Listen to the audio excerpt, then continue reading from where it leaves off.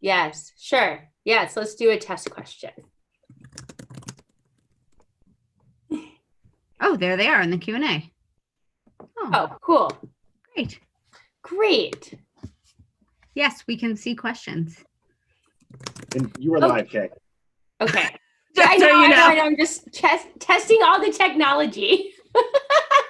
As a reminder, you are While alive. that's happening, for those who are watching this right now, we apologize. We know that the link was broken on Zoom.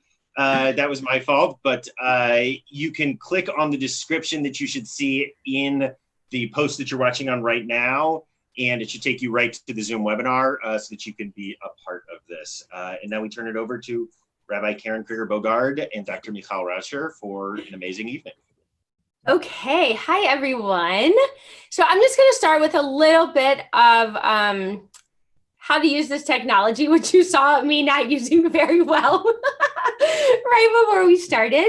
But hopefully, if all goes according to plan, you can ask questions in the Q&A or in the chat. I'm also hoping to be on the CRC Facebook, Zoom, or the live stream to take questions. So hopefully you can submit your questions that way, and that should work well. Last week we had great questions, so please don't hesitate to ask anything that you think of. And so this week, with our university series, we are going to continue our discussion of feminism and orthodoxy. So last week, our class focused on Yeshivat Maharat and a lot about the Maharat movement, which is an Orthodox Jewish seminary for women who want to be clergy. And so we learned with Dr. Michal Rauscher, who we are so lucky to have here again with us this evening. Last week, we also had Maharat Rory Picker-Nice, who is the head of the JCRC here in St. Louis. And we talked about the ways the seminary came to be and the women who have learned there and studied there and what it now looks like to have Orthodox Jewish female clergy in our world today. And so throughout the week, I kept, thinking about this class that we had and some of the questions that were asked. And one of the things that kept popping into my head, one of these questions was, I wonder what it feels like to really go against the grain, to be like a trailblazer, but even more than that, to like know who you are and what you want and like what is right for you and to go after it with all your being. I really kept thinking about that and hearing the stories of these amazing women and what that must have felt like. And so tonight, we're going to move from one group of women who were creating a new path, these Maharats, to another story of feminism within Orthodox Judaism, this time specifically within Hasidic Judaism, which I'm sure Michal will touch on in just a moment. And so we're going to do this with the Unorthodox series and book. So as I said, we are really lucky to have Dr. Michal Rauscher back with us this evening. If you missed her last week, I'm just going to give a quick intro for her. She is an assistant professor of Jewish studies at Rutgers University. And before she moved to New Jersey, she was assistant professor of Judaic studies at the University of Cincinnati, which is where our paths crossed and our families crossed. It was a really wonderful 2 years. Dr. Rauscher conducted ethnographic research on reproductive ethics of Haredi, which is ultra-Orthodox Jewish women in Israel. And for 2 years, she interviewed ultra-Orthodox women in their homes in Jerusalem and spoke to them about their reproductive lives.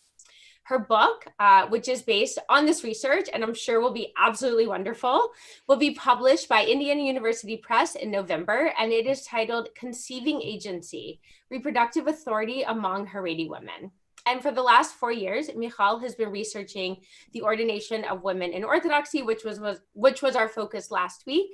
And her publications and research lie at the intersection of the anthropology of Jewish women, reproductive ethics, and Israel studies. So we are so lucky to have her with us again this evening. And I'm going to turn it over to her to help us place Esty within her community. Like, sort of a big overarching question would be, what is her status and role as a Hasidic woman and as a person whose mom left the community, as someone who doesn't have a child within her first year of marriage, these kinds of pieces. I was hoping you could help us like place her within this community and give us other thoughts you have. So, yay.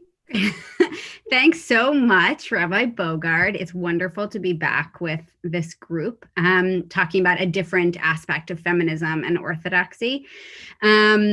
I have been thinking a lot, as somebody who's studied ultra-Orthodox Jews, I've been thinking a lot and talking a lot about the Unorthodox TV series that I hope a lot of people on this call have seen, because there are going to be some spoilers. So I really don't want to cause any spoiler. I don't want to spoil it for anybody.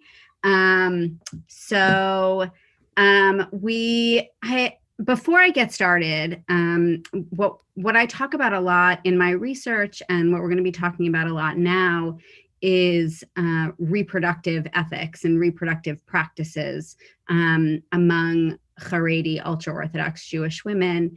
And before I get started talking about that, I want to tell you about an organization that I support and that I've been supporting even more in the wake of police killings against Black individuals in this country. And that's an organization that supports reproductive justice. Reproductive justice is a movement founded and created by and increasingly for women of color.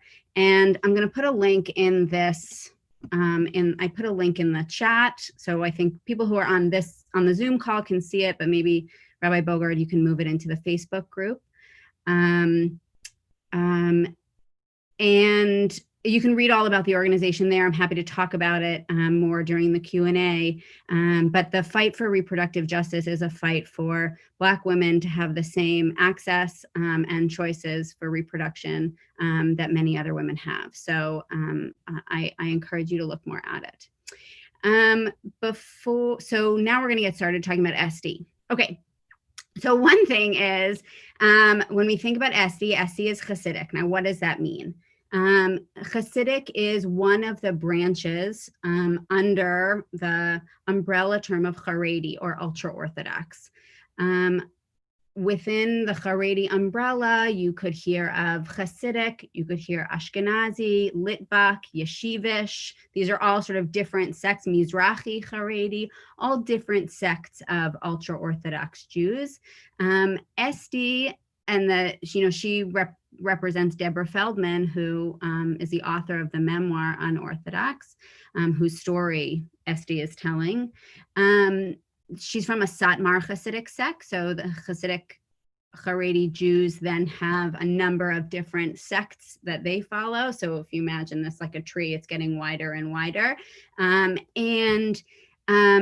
of these sects follow particular rabbis that date back centuries. Now, it's easy to think that all Haredi Jews are the same. When we look at them in a group, we might say, oh, they all, they wear about the same amount of clothing, same clothing in the same way. They all cover their hair. They all, the men are all wearing black suits. But there are actually tons and tons of differences between the groups and even within a particular group. So there are differences in clothing, there are differences in theology, there are differences in ritual practice, there are differences in approaches to technology and the internet and jobs and the yeshiva. All of these kind of big and little differences are really significant when we study Haredi Jews. So that's just an important thing to keep in mind. And the last thing is, remember, SD is telling just one story, right? She's just representing SD. SD and her neighbor are going to have different experiences, right? We're going to think from the outside that they look the same. They, their husbands go to the same yeshiva. They, go to this, they observe Pesach the same way, Passover the same way. And so they must be, about the same. And they're really all going to have different experiences of being a Hasidic Jew. So that's another thing. And for those who have both watched this series and read the book, Esti's story in the TV series doesn't even mirror Deborah Feldman's story in the memoir. So just to point out sort of important differences, right? There are certain things that are the same. Deborah Feldman writes about crying when they shaved her head. She talks about her troubles in her marriage, but there are a lot of important differences, notably the way that they left. And why is that significant? It's significant because when Esty leaves Hasidic Jewry, and I promise, Rabbi Bogart, I will get to your question about what her status is. When Esty leaves, she leaves overnight, right? It kind of happens very quickly. And within 24 hours, she is shopping for jeans in a department store. Somehow she knows what size jeans she's supposed to wear, which when I was watching this, I was shocked because I've been living in jeans my whole life and I still don't know what size I'm supposed to wear. So the fact that Esty knew exactly what size she was supposed to wear, she could transform out of her clothing overnight, this identity that was, and this is something I think is really important for people to understand. It's something that I write about a lot. This identity is deeply embedded in their being, right? It's not something that can be, all of our identities are deeply embedded, right? They're not something that can be easily extracted when we move to a different country or get different friends. Even those experiences that are really miserable, that are really terrible or abusive or traumatic, those experiences can't be easily removed from our identity. So the fact that Esty is able to do this overnight is, obviously for cinematic reasons, I think it would.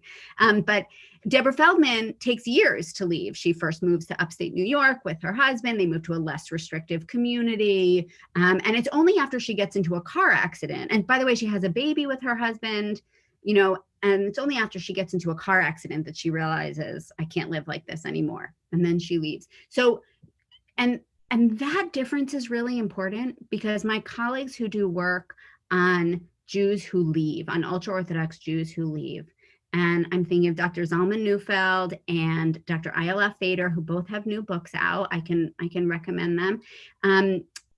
They both write of the gradual process of leaving and the fact that people, even once they've left, once they have both feet out the door, they're still in many ways connected to the community.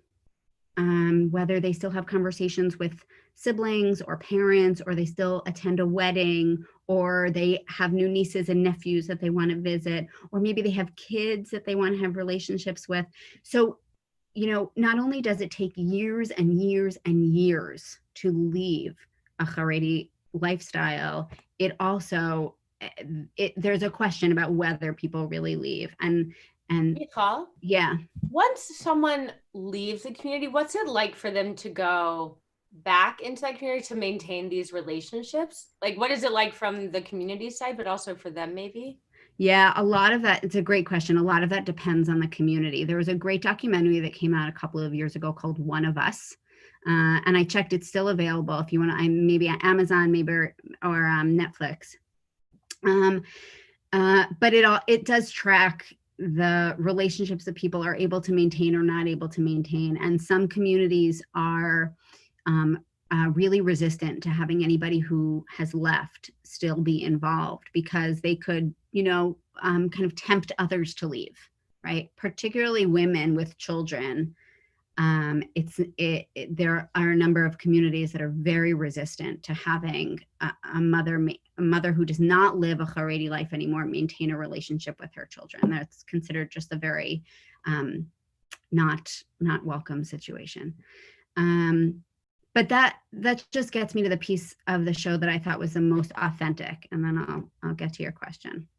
The part that I thought was most authentic was sort of the second to last scene where Esty is singing with her for her audition. And the song that ultimately evokes the most emotion from her, the one that feels most authentic, the one where she's really able to show her range, her true self, is this Hasidic song that she, right from her wedding, right? This song that when we all saw her wedding, we thought it was a traumatic day for her, but it's a song that's so deeply embedded in her identity, and the dream of being able to get married and live a quote unquote normal Hasidic life was so strong and still remains strong to a certain degree. I thought that in that way, that scene really captured for me what, somebody who leaves or lives within a Haredi life really, feels in a very deep way. So what is life like for Esty? It is not easy at all to have a mother who's left, a father who, we think suffers from alcoholism, being raised by grandparents. And we see this play out in how hard it is for Esty, because she doesn't have many matches. I'm now blanking on his name, but the man that she ultimately marries, seems to be her only option. And that's really significant. When I was doing my research, women spoke of multiple match dates that they went on, to try to find the right fit. And they would ask strategic questions about, what kind of family they wanted to have and whether they would work outside the home and whether he would stay in yeshiva and adult kollel for his whole life, what kind of school they would send their kids to, whose parents would they live near, all of these kind of important practical questions for marriage. And they'd get to know each other, they'd talk a little bit. And I mean, one woman who I spoke to, one Haredi woman, had 21 suitors before she found a match. And so that's partially because she, came from a good lineage, and Esty doesn't. There are any number of things that can damage somebody's chances of marriage. So a history of mental illness in the family, definitely somebody who leaves. For a while, before we had, genetic testing that would permit, would allow somebody to know, what possible anomalies that are in their genetic code. It was having a sibling or a nephew or a niece with some sort of genetic anomaly that would really prevent somebody from being able to match well. Now couples do genetic testing anonymously before they're even paired up, and the matchmaker will call the company and say, I want to pair up number 71 with number 39. Is that a good match? And the company will say, yes, that's a good match. We're not going to see anything. So, that's eliminated a lot of the problems with the matchmaking. We could offer a disabilities rights critique of that, but that's eliminated a lot of problems with the matchmaking. So Esty is definitely in a tough spot. Which is why, she's inspected so carefully, right? Why, her in-laws spy on her in the supermarket, right? Yeah. And probably why, she's kind of watched so carefully afterwards. In my experience, in my research, women did not talk about their mothers-in-law as such involved people in their lives. Their mothers, yes, but not their mothers-in-law. So perhaps that's because Esty's mother was not around. Perhaps it's, in other words, she needed a mother in her life, but perhaps it's also because, the in-laws were not totally sure about her. Not having a child that first year of marriage would still hold a decent amount of stigma in the Haredi world. I have not heard of people getting involved in their sex life to the extent that, again, her mother-in-law does, but I think we're seeing a trope of sort of evil Haredi mother-in-law that is, brought to the nth degree. But definitely young couples are expected to be pregnant within their first year. And when I was doing my research, the other thing that we see with Esty is a lack of sexual education. I spent a lot of time in ultrasound clinics in Jerusalem that cater to a Haredi population. And a number of times women came in right after, like a month or two after marriage, and they got an ultrasound scan and the technician said, "You're pregnant." And they were kind of shocked, right? I didn't know I could get pregnant. How did I get pregnant? Because the biological conversation is considered immodest until they're married. So they're not entirely sure biologically how they get pregnant. Now, a lot of people who are not Haredi are also not sure how they got pregnant. So I don't mean, that's not sort of a whole critique of the Haredi world. but there's a, they don't talk about it. We have insufficient sex education in America as well, but, they don't talk about it. And so they don't know, and they're shocked when they get pregnant. But I often did see young brides, who, 1 or 2 months after their wedding, they were pregnant already. Is Estes like sex ed education typical of like what they receive, or is there more of a class or more to it? Yeah, so she did receive a little bit before she got married, right? Directly from somebody. Yeah, so most of them will receive a class, a one-on-one class from usually a rebbitzin or rabbi's wife. There are some nurses who like Haredi nurses who will give classes also one-on-one. And that just kind of depends who you go to, depends on, who your mother might pick out for you or who your sister went to for her class. And, they'll give a little bit. And actually there's some great new research out now that explores the kind of education that men are getting also. Because we don't see that. Right. Yankee, I think is Yankee, right. Yankee, Yankee. right. So, there's great new research now about the kind of sex education that men are getting, and they are getting more. And what's interesting now is that they're actually getting from their Rosh Yeshiva, from the rabbi who's the head of their yeshiva, they get more of an education about how to emotionally support their wives. And that's now expected of them in a way that a generation ago it was not. There was not a lot of talk about women being unhappy in marriages, and the need to develop a real sense of couplehood, right? Because think about it, if you don't really know somebody, you meet a couple of times, you get married, and then all of a sudden you have a baby, there's not a lot of time to develop that relationship, to develop a sense of what in Hebrew is called zugiyut, right? This sense of couplehood, right? A real relationship. So that takes a few children until they develop that relationship. But for some people, that can really be too long. So now there's been a bigger push by Haredi social workers who are seeing a lot of marital just unhappiness, to kind of push in the opposite direction and to say, rabbis, you really have to say that this is important, and you have to teach the husbands how to do this as well. Wow, that's great. Yeah. That's Yeah. What else? So what do you think about Estes' marriage? We see some intimacy, but we also see that there's a lot of problems there. How much of that is reflective of like true life for them, for a Hasidic couple?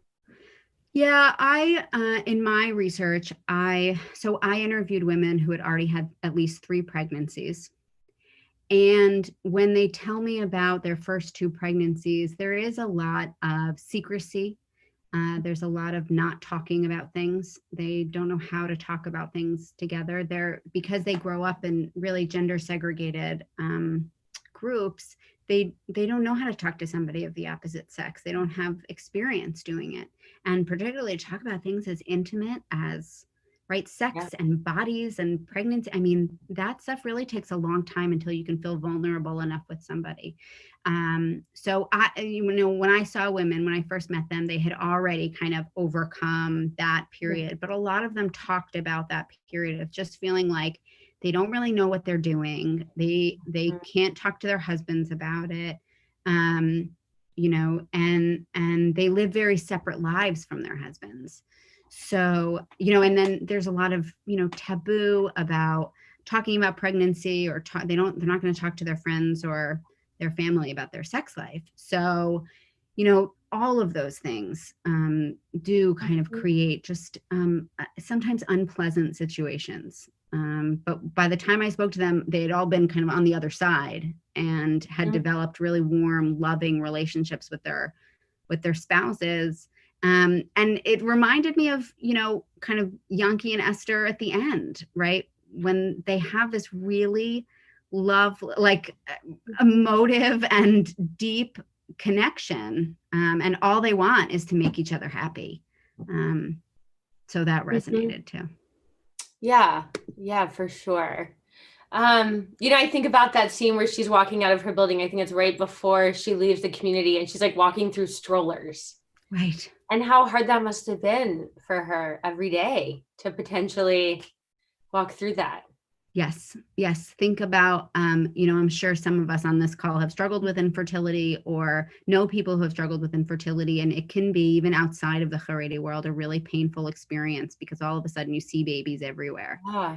And everybody seems to be getting pregnant except for you. And that can be really terrible and traumatic of an experience. And for Esty especially, right? Everybody knew she'd been married for a year.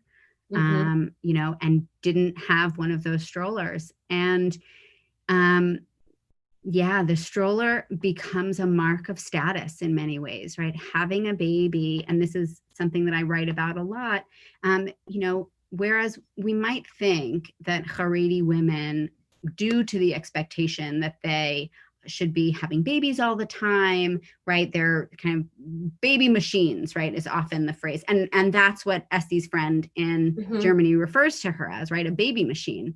Now, of course, this is especially hurtful to Esty because she couldn't get pregnant. But it also doesn't really capture the power that women have when they are able to get pregnant in the Haredi world. Right? That is the moment where they are seen as authoritative and they can, right? They've actualized the identity that they're supposed to be.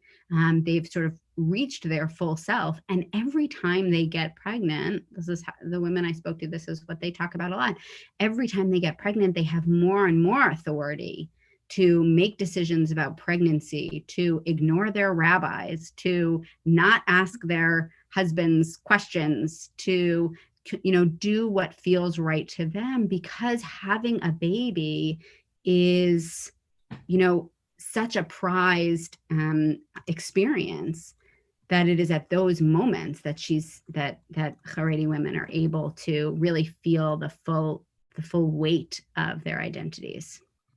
So even Esty, right? She's so tiny. Shira Haas is just perfectly typecast for this character because she's just tiny, right? And in contrast to the swelling of pregnant women, right? She takes up no space. She's teeny tiny. She's right. She can kind of squeeze through all the strollers in a way that, right? And so that identity is very much embodied in her as well. With pregnancy comes some also ownership of your own body, it seems like. What kinds of things do you, in your research, were women trying to decide about that maybe they would have gone to their rabbis that they then felt empowered to make that decision? Great question. So there are a lot of questions that they are expected to ask the rabbi. And this has been a change over the last 3 decades or so, that it used to be that rabbis had authority over, you would ask your rabbi about ritual things, right? How do I make this pot kosher? How much matzah do I need to eat on Passover, right? Things like that. Then rabbis started answering questions they started answering a lot of medical questions. So there are now rabbis or representatives of the rabbis who are medical experts, right? Who have kind of read a lot and still do a lot of reading of medical journals to find out best practices. And rabbis know which doctors are the ones to recommend in which countries, et cetera, et cetera. So women are expected to ask their rabbis questions about whether they should get an ultrasound. Now, ultrasounds are, the rabbis view ultrasounds, Hasidic rabbis view ultrasounds as problematic because there is a Hasidic belief that you're not supposed to see what's hidden. What's hidden is supposed to be hidden until God reveals it. So other rabbis maintain that, why would you get an ultrasound if you're not going to do anything about the results? Meaning, if the ultrasound reveals there's a problem with the fetus, you're not going to get an abortion anyway because they think Haredi Jews don't get abortions. And so, okay. They're expected to ask their rabbis for any prenatal test, if they should get a diabetic test, this something. They're expected to ask them about birth control, whether they can go on birth control and what kind of birth control. They're expected to ask them if they can have an abortion or not. And there's a certain dynamic because a lot of rabbis are known for their positions on certain things. So some rabbis are known to give out birth control easier than others, or permission for birth control easier than others. Others are known to be more permissive on abortion, for instance. So a woman might go to a particular rabbi in order to get the answer that she wants, or she might decide, and that, by the way, is her making the choice, right? She's made the choice before she went to the rabbi and then decided which rabbi she would go to. Or she might decide, I don't need to ask my rabbi. I like seeing the ultrasound. It makes me feel better, right? And the pregnancy I have too much anxiety during the pregnancy, but the ultrasound makes me feel better about it. So I'm going to get the ultrasound regardless of what my rabbi says. And they just wouldn't show it to they wouldn't bring it home? Right. So I was accompanying this woman once to get an ultrasound, and we walked out she walked out with the picture, and she's admiring it like many women do when they leave the ultrasound clinic. They're admiring it. And all of a sudden she sees her rabbi's wife across the street, and she quickly stuffed it into her purse, Wow. Because she was afraid that her rabbi's wife might tell her husband, who then might say to her own husband at the yeshiva, you're really not supposed to be getting ultrasounds. So, wow. Yeah. So here's a question. And then I have another random, not anything to do with this question, but along these lines. So you mentioned that a lot of the younger people have testing before they're matched up, so they know. So that kind of testing is okay. But other testing, so I'm assuming that's some Tay-Sachs and some of these horrible genetic, right?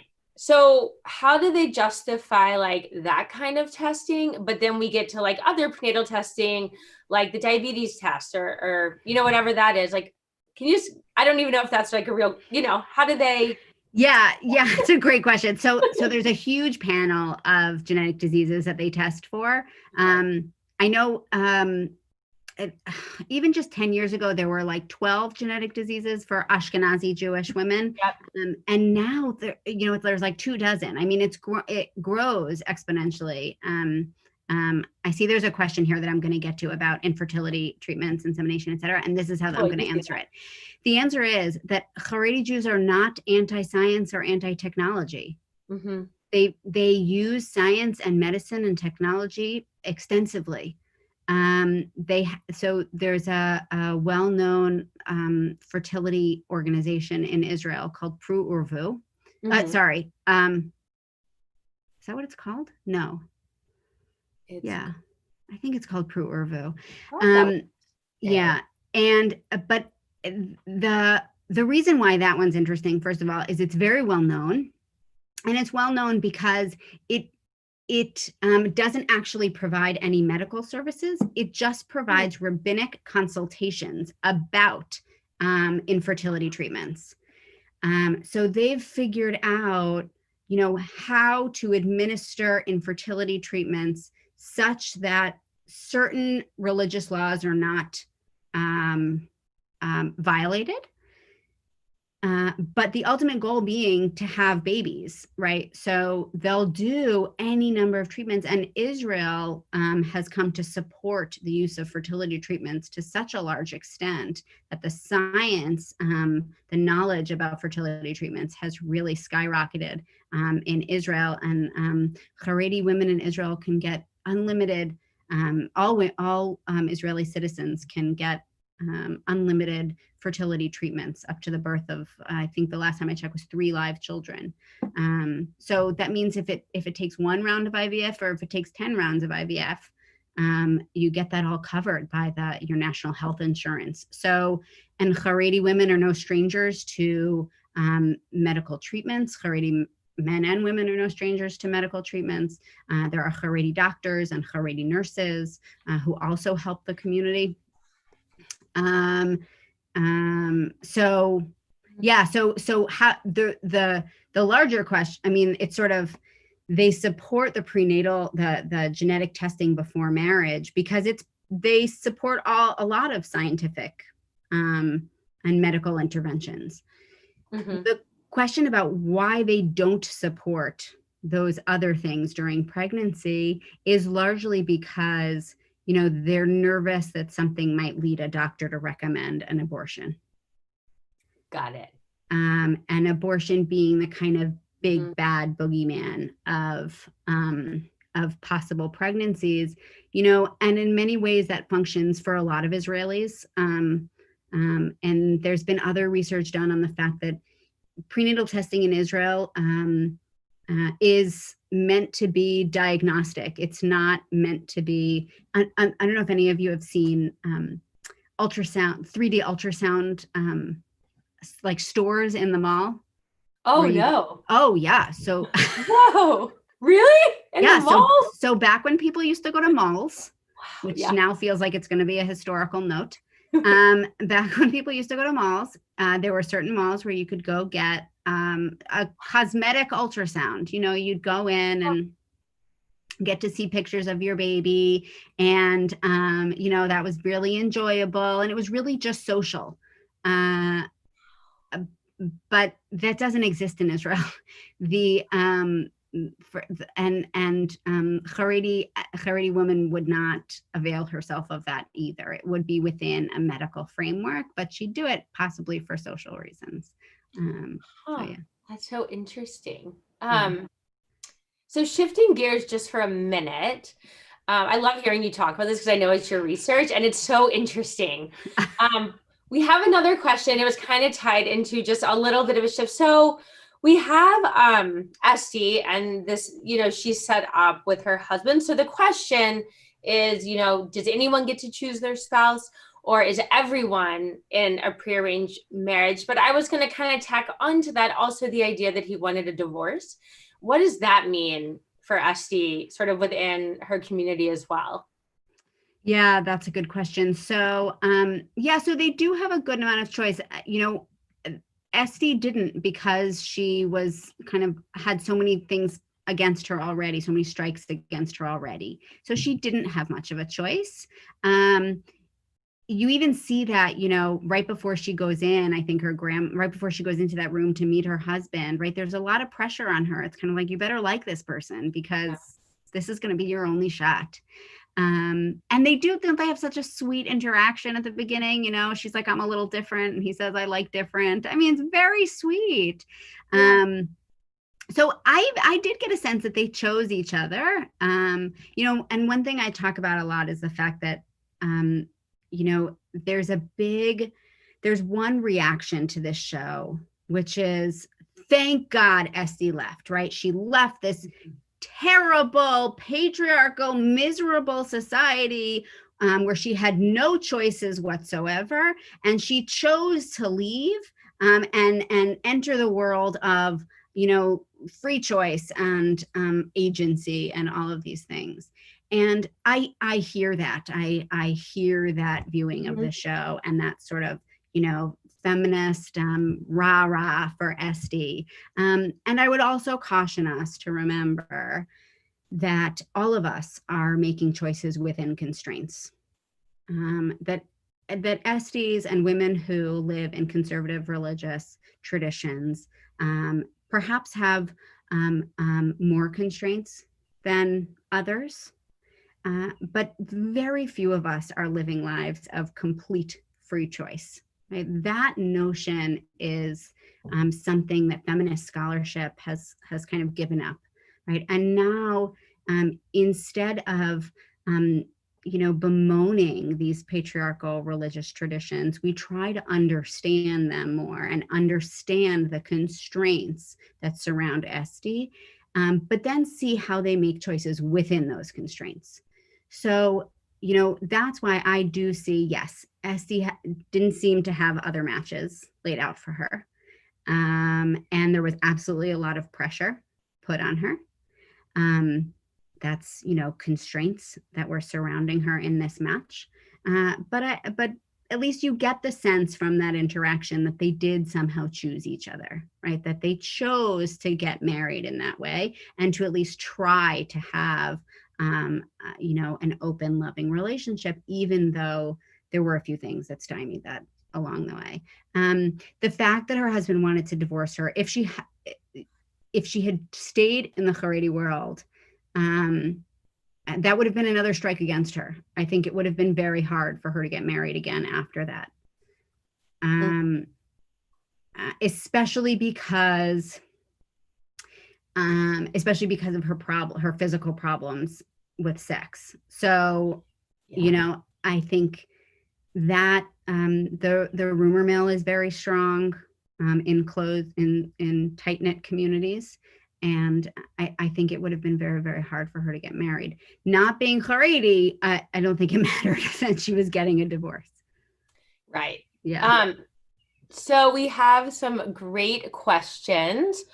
They don't relate to each other at all. So you can probably see the one in the chat. Yeah. Okay.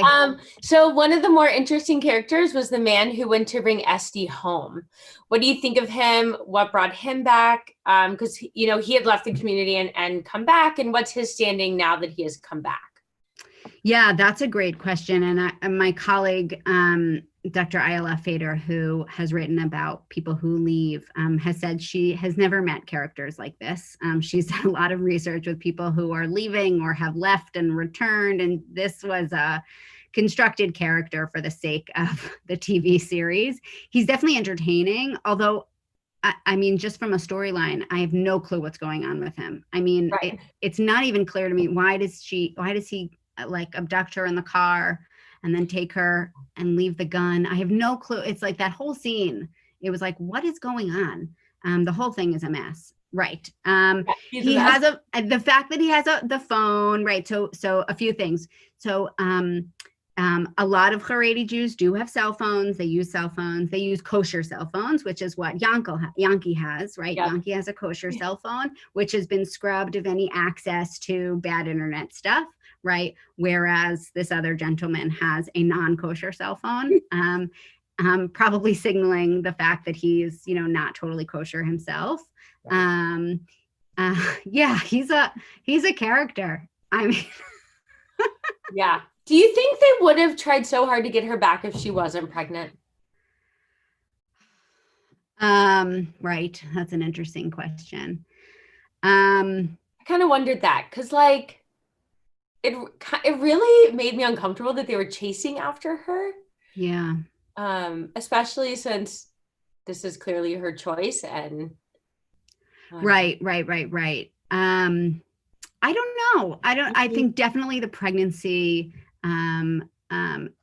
adds, going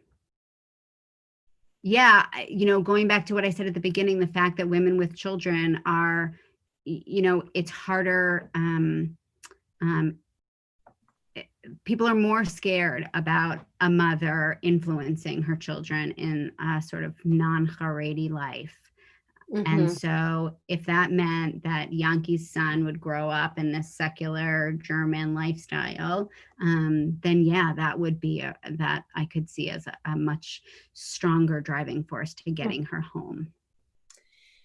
So another question on a totally different track is, what about vaccinations in the Haredi community as compared, in and of themselves in Israel, but also as compared to communities in the United States? Yeah, that's great. And so there's been a lot of talk about the vaccinations among Haredi communities. And the vast majority of Haredim do vaccinate. There was a great book that just came out that I just read that I will put in the chat. Ben Castan, Kosher Bodies. And that's based on work he did with Haredi Jews in Manchester, England. And what he writes about is the fact that the fight over vaccinations between Haredi Jews and doctors is significantly a fight over systems of authority. So, and vaccinations in the past, 2 decades, because of the misinformation that was out there, there's mistrust of the medical field. And I see this also in my research with Haredi women. There's a lot of suspicion regarding doctors. right? What are their interests? Why are they advocating I do X, Y, Z? And significantly, that's because Haredim operate under a different system of authority. And among the Haredim in England that my colleague Dr. Ben Castan researched with, the other problem is that those enforcing the vaccination regulations are representatives of the state. And Haredim already have a tense relationship with the state because the state wants Haredim to assimilate more, and Haredim don't want to assimilate more. And so vaccinations become this flashpoint for some Haredi communities where they feel the need to push back against the authority of the state. Whereas one of the suggestions that's been made by policymakers, and that worked, by the way, in the vaccination crisis of, who can tell time anymore, but was it, maybe it was just 7 months ago, who knows? Very recently, there was the measles outbreak in Haredi communities. Right. What ultimately worked in convincing Haredi Jews that they needed to vaccinate their children was to get people from within the community, right, to get Haredi nurses to advocate for vaccination and to tell them in language that they understood, in a trusting relationship, why they should vaccinate. So it's less about the vaccines themselves. It's definitely not about the rejection of medicine. As I've said, they're welcome and opening of medical interventions and scientific knowledge. It's more about what vaccinations have come to represent for some Haredi Jews, and that is this sort of strong arm authority of the state. So I assume because this is such a tight, close-knit community that maybe they had a circle of doctors or a network that maybe they talked about, that they went to, or the rabbis recommended. Is that the case? Or are these doctors outside of what their normal community is, and so there's this tension? Yeah, no, so part of the reason the women I interviewed were suspicious of the doctors is because the doctors that had been recommended to them were recommended by the rabbis. Now, how does a rabbi come to recommend a specific doctor? Sometimes it's because they're the best doctor in X field. Sometimes it's because it's a doctor who will defer to the authority of the rabbi. So maybe that's a rabbi, a woman's in labor and a rabbi says, and the doctor says she needs to have a C-section, and the rabbi says, no, she really can't have a C-section. And the doctor says, okay, fine, we'll see what else we can do. Maybe it's a doctor who's going to, if a woman comes and says, I want to go on birth control, and the doctor says, well, have you asked your rabbi? That's the kind of doctor that then gets more recommendations from the rabbi. Got it. Interesting. Yeah. That's really interesting. So there's another question along different lines. You mentioned a stigma to Esty about, how she had trouble having sex with her husband, and that it doesn't seem like maybe she would have had trouble getting pregnant if it had been easier to have sexual relations with her husband.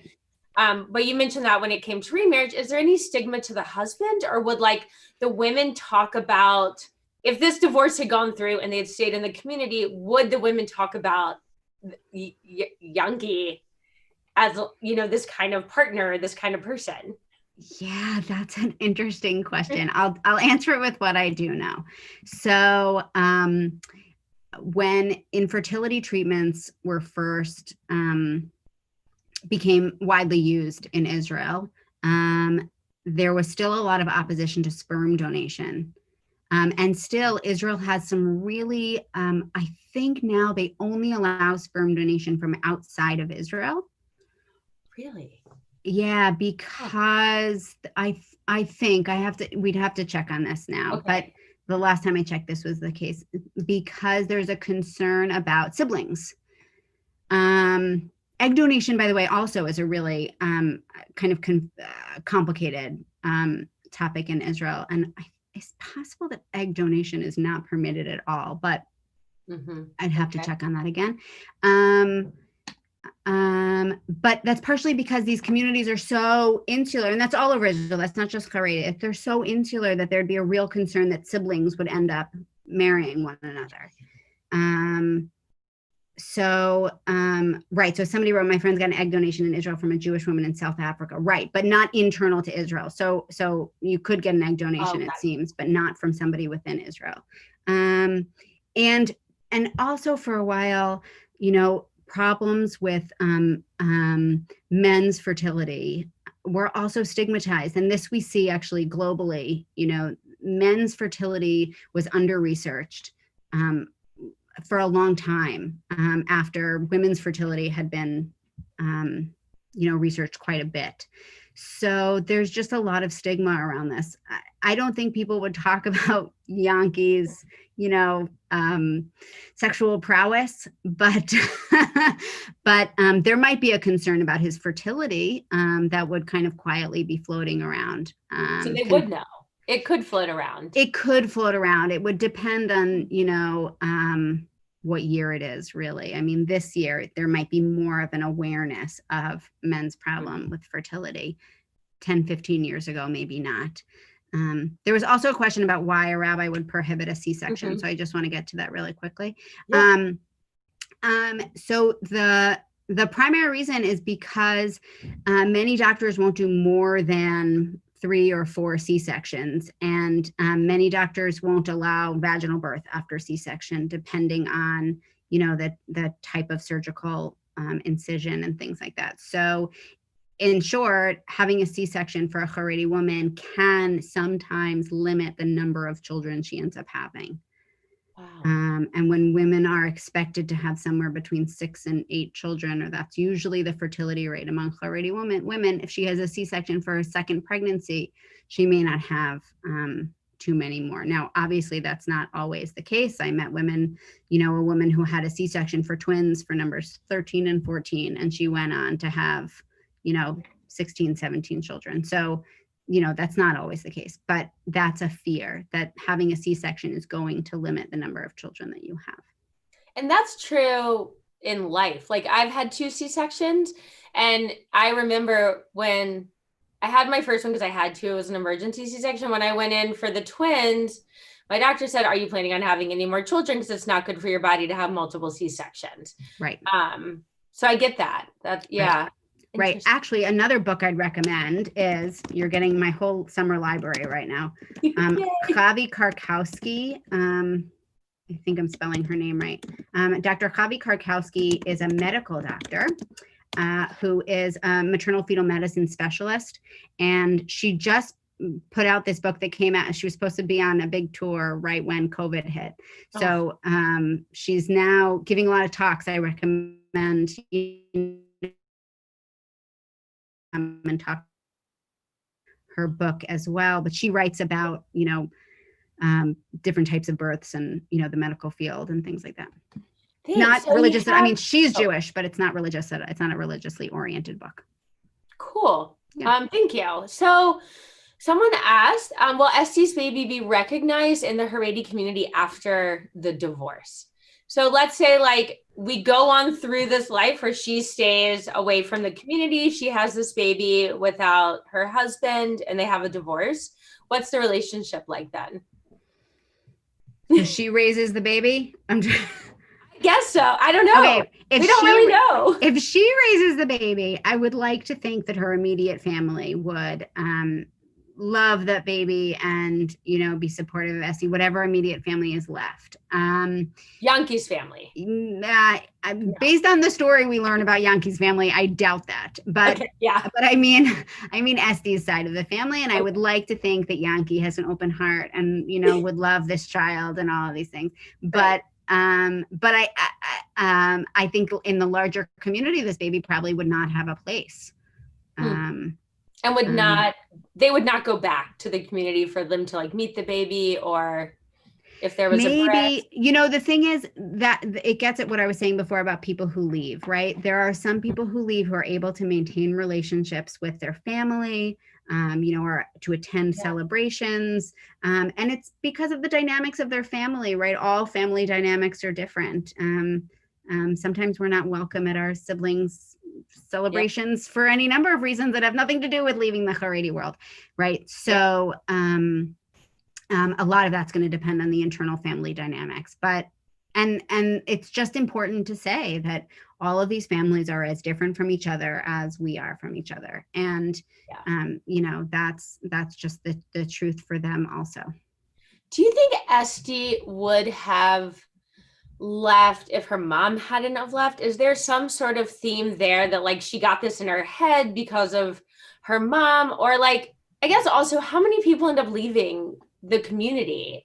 Is this like a common story or? Right. I don't have numbers on that. And the people who've studied this don't have numbers on that either. It's not something that's, you know, it's not something that the Haredi world publishes. But, did she leave because her mom left? Not because of her mom, but do you think that like her mindset is so because she saw this that then like when it was, you know? Right. So it's interesting. So somebody else I was talking to about the show said that their favorite scene was the very last scene because, right, it's when she's in the coffee shop and her friends come.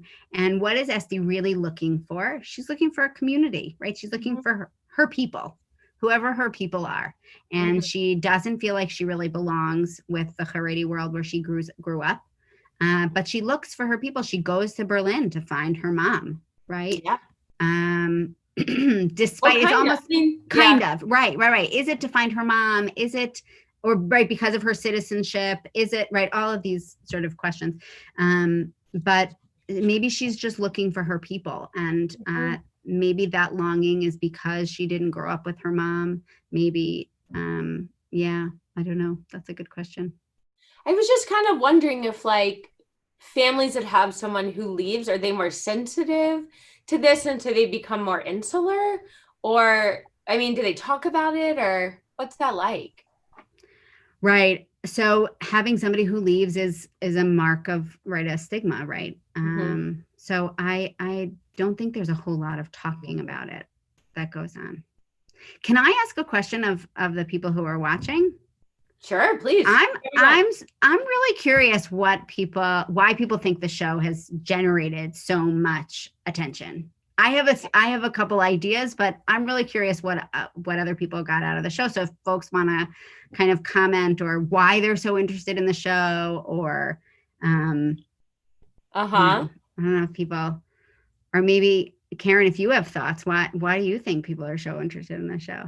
Well, you know, we kind of talked about this because I think we have to throw in Shtisel maybe a little bit too. I'm not sure about, I haven't seen, like, we just started Falda, so I don't know like where that plays, but there seems to be this genre of like television that's really interesting and captivating.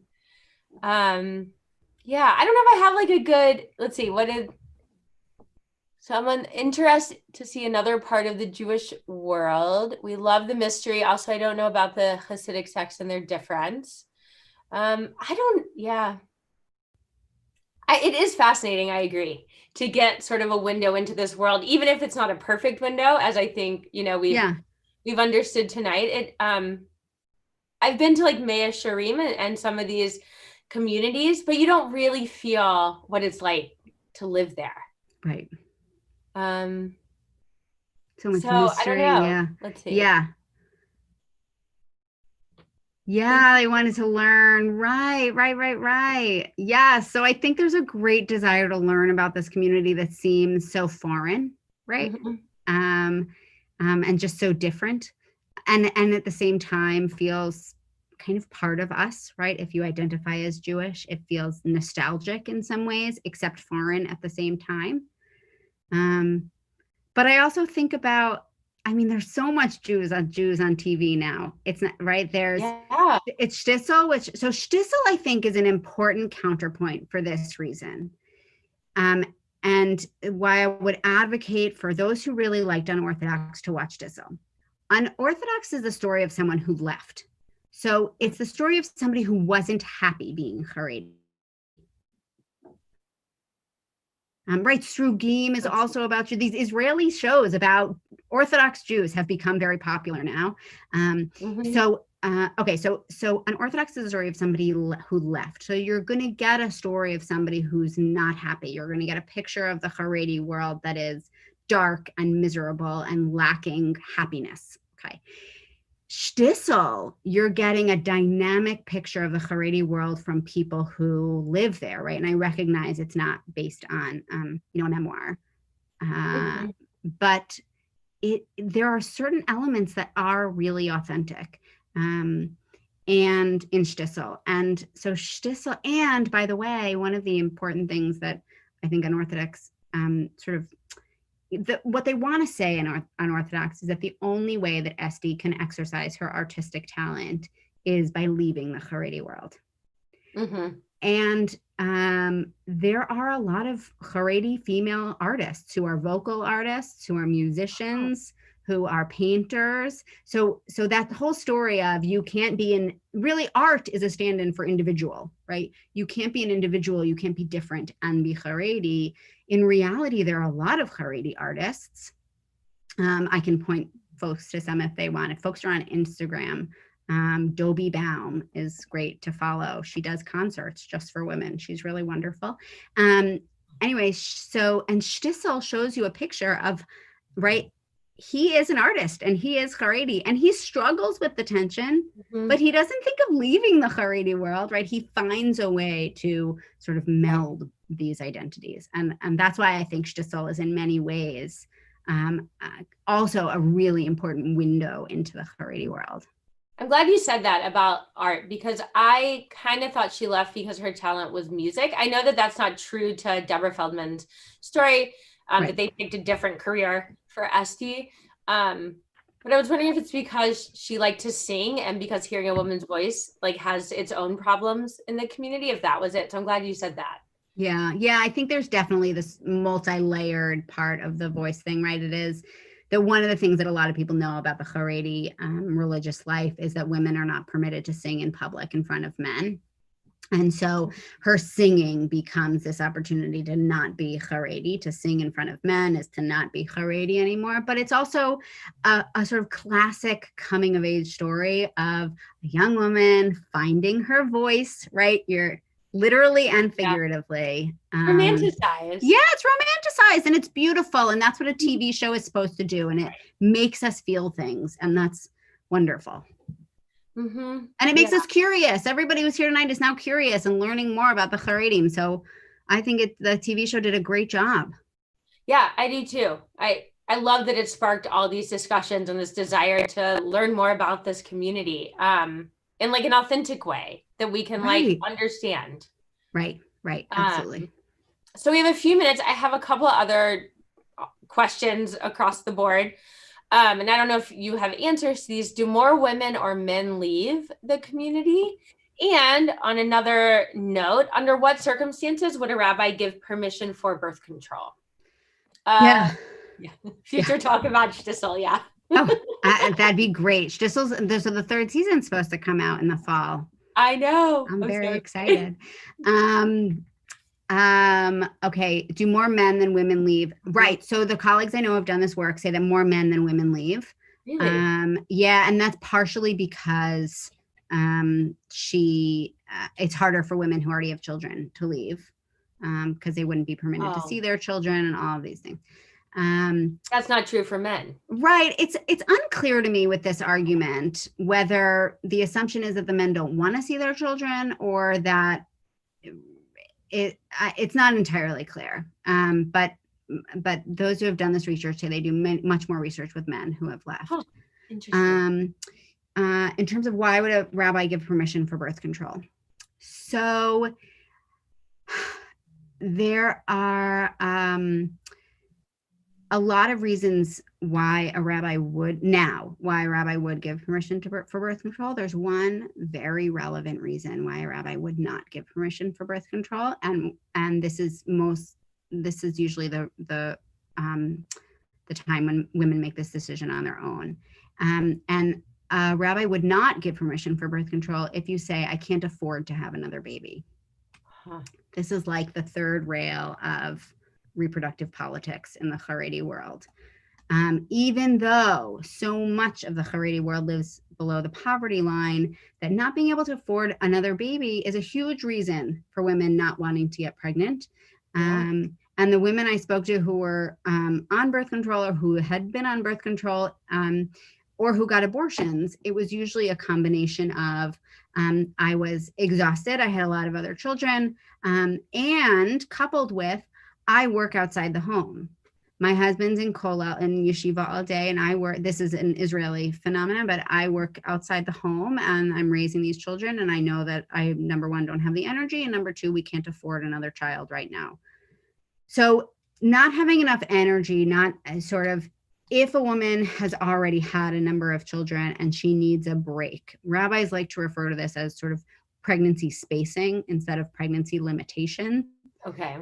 So if you can say, I want to space my pregnancies a little bit more, then they'll permit it. For a certain amount of time, or right. until the woman decides she doesn't want it. Right. So rabbis will say you have permission for 6 months, and in 6 months you have to come back to me and we'll discuss it again, and maybe you'll get permission again and maybe you won't. However, the women I spoke to who had been on birth control after their third pregnancy or so stop asking their rabbi if they can go on birth control. Huh. They decide when they want birth control, and there are a whole lot of ways also to avoid getting pregnant. So they exercise a number of avoidance techniques in order to avoid getting pregnant and not asking the rabbi for birth control. And by the way, not having to take the serious hormones of, a combined oral contraceptive, because the oral contraceptive is considered the one that is most legally appropriate for a Haredi woman. So that's serious hormones. If you want to avoid the hormones, you got to figure out other ways to avoid getting pregnant. So you mentioned about Haredi women working outside of the home, which from my understanding, and you can correct me if I'm wrong, is more of a new thing that's like happening in Haredi families because the men are studying and they need income. How does that work when you have like children, pregnancies? Are they network with each other, or what's that like for them? Great question. So it actually, in the modern creation of the Haredi society in Israel, so from the 1950s onward, the idea was that women would be trained as teachers so that they could teach in the Haredi school system and support their husbands who were in the yeshiva all day. So what's changed is the large percentage now of Haredi women who are in the workforce and the places in which they work. So now secular, modern Orthodox and Haredi women are all in the workforce in about the same amount. About 77% of all Israeli women are in the workforce. And so 75% of Haredi women, 75% of secular women, all in the workforce. Except Haredi women work a lot more part-time.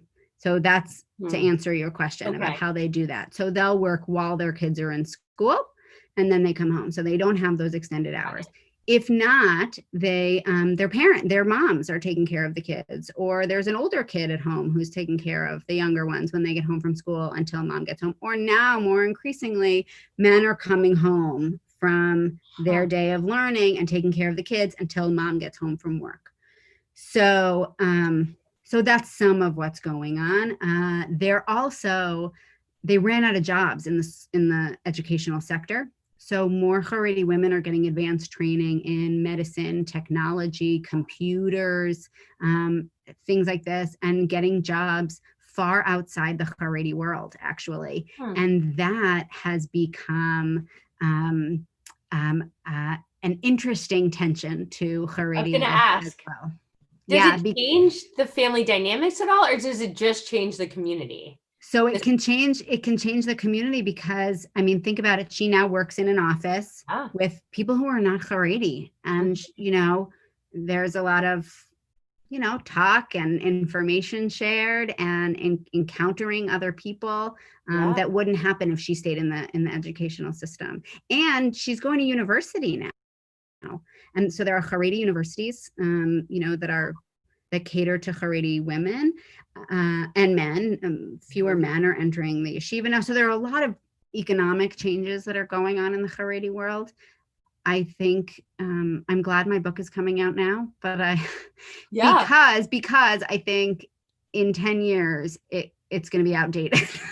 Unfortunately, I think it's gonna preserve a particular moment in history, but I think in 10 years, I could write a totally different book of what's going on in the Haredi world. Interesting. Because of these changes. Yeah, because of these changes.